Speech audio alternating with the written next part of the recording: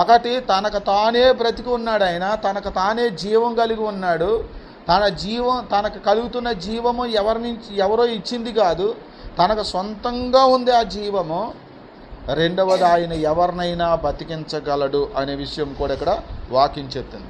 అసలు ఎవరినైనా బ్రతికించాలంటే ఎవరు బ్రతికించగలరు? ఓ మనిషి బ్రతికించగలడా చచ్చిపోయిన వాడిని? ఎవరు బ్రతికించగలరు?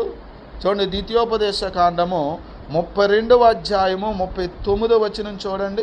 ఇదిగో నేనే దేవుడను, నేను తప్ప వేరొక దేవుడు లేడు. మృతి నొందించువాడను బ్రతికించువాడను నేనే. దేవునికి స్తోత్రంగా. సైన్యములకు అధిపతి యగు యెహోవా దేవుడు. అబ్రహాము, ఇస్సాకు, యాకోబు, ఆదాము, మోషే లాంటి భక్తులందరికీ ప్రత్యక్షమైన దేవుడు.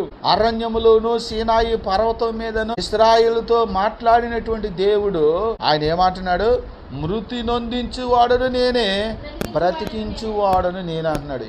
మన పాయింట్ ఏంటంటే, ఎవరిని బ్రతికిస్తారు? ఒక వ్యక్తిని బ్రతికించాలంటే ఆయన ఎవరై ఉండాలి? దేవుడైతేనే బ్రతికించగలడు. కాబట్టి బ్రతికించే శక్తి ఎవరికి ఉన్నది? దేవుడికి మాత్రమే ఉన్నది.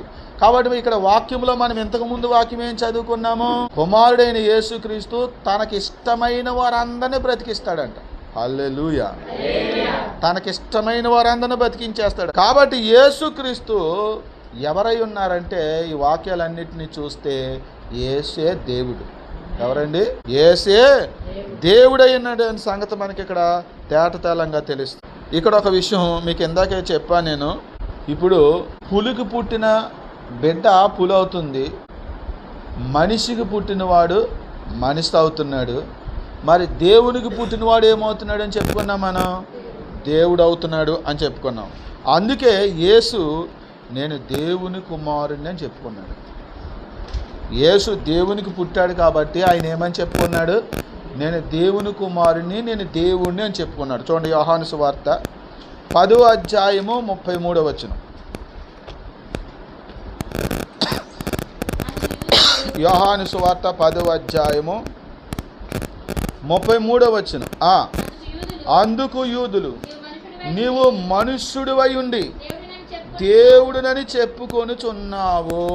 యేసయ్య ఏం చెప్పుకున్నాడండి? అసలు నేను దేవుణ్ణి, దేవుని కుమారుణ్ణి అని చెప్పుకున్నాడు యేసు ప్రభు.